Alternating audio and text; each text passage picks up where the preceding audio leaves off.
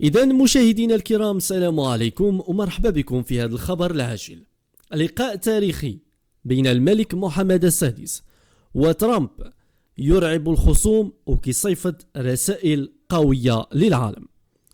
واش خبركم أن هذا النهار اللي غادي تجمع فيه الملك محمد السادس مع الرئيس الأمريكي اللي هو الأكثر جدلا في العالم لحد الآن، هادشي ماشي فيلم ولا تخمين سياسي، بل هذا خبر رسمي ويتم نقله الآن عبر العديد من المواقع. كل شيء كيتكلم على هذا اللقاء إلى الدار ماشي غير خطوة عابرة، ولكن ممكن يبدل بزاف ديال المعادلات في المنطقة ويصيفط رسائل واضحة للخصوم، خصوصا الجزائر والبوليساريو. خليكم معنا في هذا الفيديو باش نعرفوا الكواليس ونعرفوا شنو واقع، ونعرفوا كذلك السيناريوهات الايام المقبله والنتائج ديال هذا اللقاء وشنو غادي يوقع في هذا اللقاء.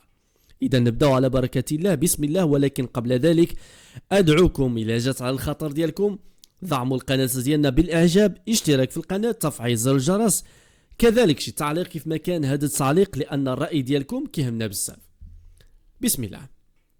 حسب مشاهدينا الكرام وكاله بلومبرغ الامريكيه، كاين تحضيرات على أعلى مستوى للقاء تاريخي بين الملك محمد السادس والرئيس الأمريكي ترامب. كيف ما قلت لكم، هذا اللقاء اللي باقي ما تعلنش عليه رسميا كيترقب يكون فيه بزاف ديال الصفقات، من بينها صفقة طائرات مع شركة بوينغ للمغرب، غادي يشري على الأقل 74 طيارة مدنية وعسكرية.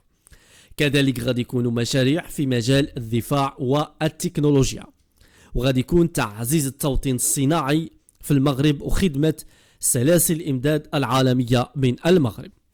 اللقاء مشاهدينا الكرام غادي يكون خطوة نوعية في تعزيز العلاقات بين الرباط وواشنطن.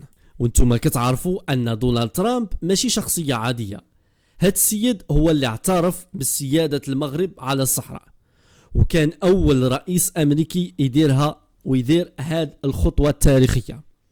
دابا المغرب كيبان أنه باغي يقوي العلاقات معه، خصوصا مع قرب نهاية النزاع حول الصحراء المغربية.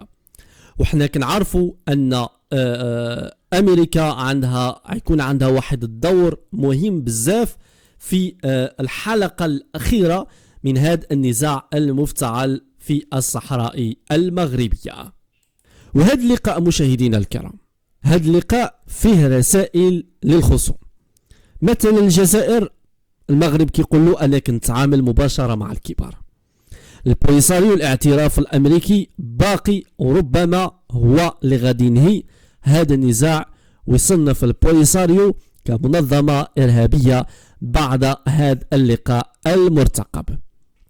احنا كنعرفوا ان الولايات المتحدة الامريكية هي قوة اقتصادية وعسكرية، وهي رقم واحد الان في العالم. والتأثير ديال هذا اللقاء كبير، لانه كيوري ان المغرب عنده قدرة على بناء علاقات مباشرة مع مراكز القرار العالمية، بل وساطة اوروبية او عربية. واش عارفين بان حتى فرنسا واسبانيا بداو كيشوفوا هذا التقارب بعين حذرة، لأنهم يعلمون علم اليقين ما يمكن أن يفعله الملك محمد السادس، خصوصا بعد لقائه مع الرئيس الأمريكي دونالد ترامب. رجعوا الماضي شوية، احنا شفنا أن في سنة 2020 ترامب اعترف بمغربية الصحراء مقابل اتفاقيات أبراهام. مزيان. سنة 2021 المغرب وقع اتفاقيات عسكرية كبيرة مع أمريكا. وسبق للملك محمد السادس دار لقاءات رفيعة المستوى في الماضي، هذا ماشي أول لقاء، كان مع بيل كلينتون، كان مع بوش، كان مع أوباما. هذا ماشي أول لقاء لا يكون رسمي بين رئيس أمريكا والملك محمد السادس. الآن الجزائر تتخبط وهي الآن في هستيريا، وغادي تدير بيانات خارجية، ربما خرجت إعلامية هجومية، المهم كثير من كيف ما كنسميهم عندنا التلاعبات الإعلامية. البوليساريو غادي يرجعوا يشكوا في الموقف الأمريكي، وربما يديروا احتجاجات، قدام السفارة، لأنهم كانوا يتوقعون أن أمريكا سوف تتراجع عن اعترافها بمغربية الصحراء. وهذا الشيء من حقهم يشكوا علاش، حيث أن الجزائر كتعطيهم الوهم. كتقول لهم شوف راه أمريكا راه هي غادي تراجع وحنا راه خدامين على الملف. لكن الآن الواقع كيبين شيء آخر. هذا اللقاء المرتقب هو أكيد عنده يكون فيه علاقة مرتبطة بملف الصحراء المغربية، وهذا التسلح المغربي وهذا الدعم الأمريكي بالسلاح للمغرب هو عنده علاقة في ملف الصحراء المغربية. الآن المملكة المغربية بعد هذا اللقاء دول كثيرة غادي تشوف المغرب كقوة إفريقية صاعدة عندها علاقات مباشرة خصوصا مع أمريكا.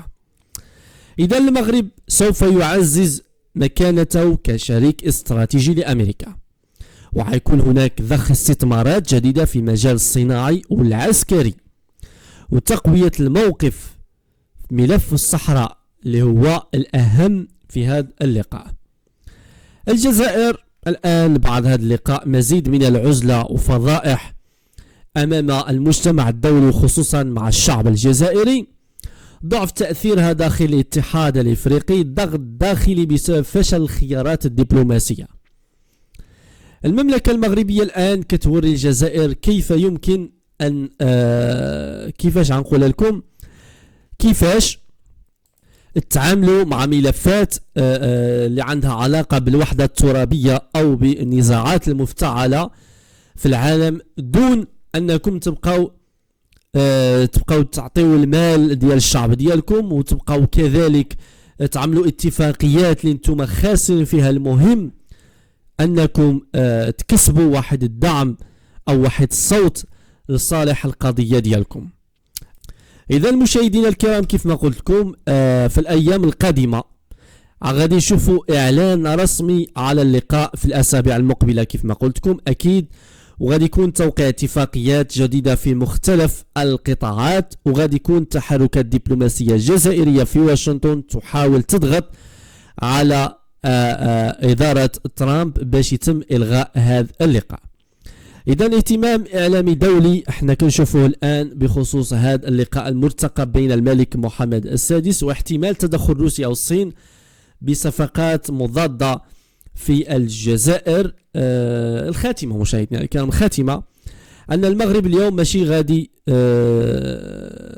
باش يدير هذا اللقاء باش يبين للعالم أنه راهو عنده علاقة مباشرة مع أمريكا وأن الملك محمد السادس ملك المغرب تلاقى مع الرئيس الأمريكي. لا، المغرب الآن داير هذه اللقاءات وهذه التحركات باش ينهي هذا النزاع المفتعل في خصوص القضية الصحراء المغربية.